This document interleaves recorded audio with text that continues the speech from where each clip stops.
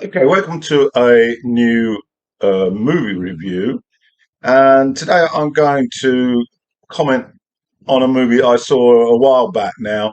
It's called The Naked Kiss, and it was released in 1964, and it's directed by the American Sam Fuller.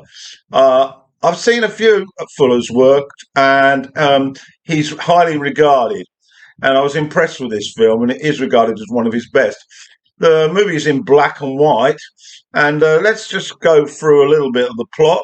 The opening scene, we have a man who appears to be drunk in a hotel room or an apartment, and he's with a woman, and there's a confrontation going on, and the woman is hitting the man with an object, and she's extremely uptight with this guy.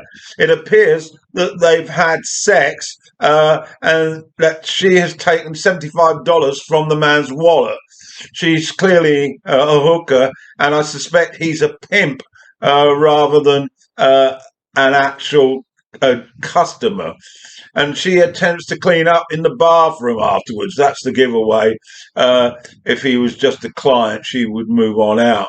And she adorns a wig as she recaptures her real attractive persona. She then leaves, and next we see her getting off a bus at a bus terminal, and there's a police officer there called Griff, who's attractive to her, and they sort of share a brief comment, and then she ends up at his place. We assume that they sleep together because we find them later, and she talks about wanting to change her life, to move away from being a hooker to becoming an acceptable member of society.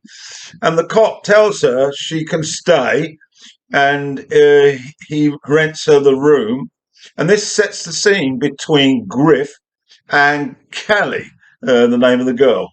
Griff tries to divert Kelly towards a girly bar across the river, seeing her as a hooker forever. However, Kelly's got different ideas, and she's determined to change her life.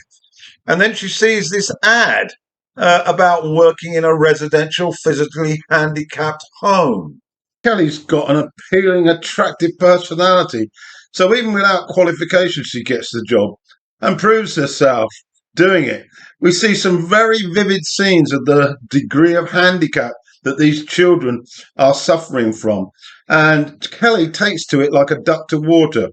She has a huge impact on both the children and the rest of the staff. However, Griff is keeping one eye open, believing that she's a girl who will return to her previous old ways. Once a hooker, always a hooker. Kelly then meets a man and falls in love, but she's still got severe doubts about whether she can become a woman of trust. We see a tremendous scene when a fellow worker younger than Kelly gets frustrated at the poor salary offered by the home, and is tempted by the idea of going to work in a bar with opportunity to sell her body. Kelly, of course, tells her of the downside of this life of being a hooker, and you lose your self-respect, she says, and constantly have to go with different sorts of men.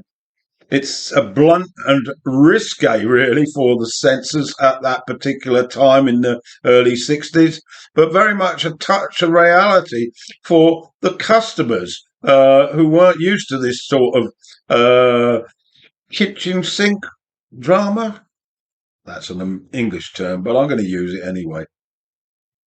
Okay, now to the last part of the movie, really. She comes home and she catches a glimpse of her sort of fiance with a young child at primary age.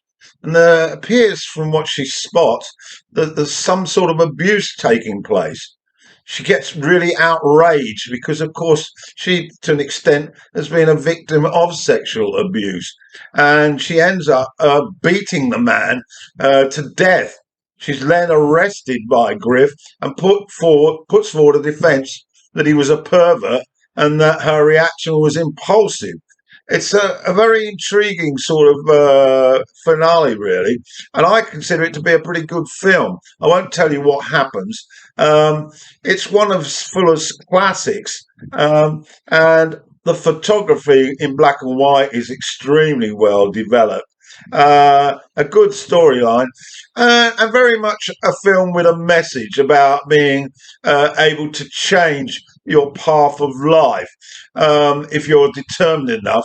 And also, it brings out the fact that many people will perceive that this is beyond you and they will label you constantly. And it becomes more and more difficult to sort of become a new you. I think this is the message in the film about how people quickly categorize others into little boxes, and we don't look at the whole picture, the whole story. So I suggest you get to watch it. The 1964 movie, The Naked Kiss, directed by Sam Fuller.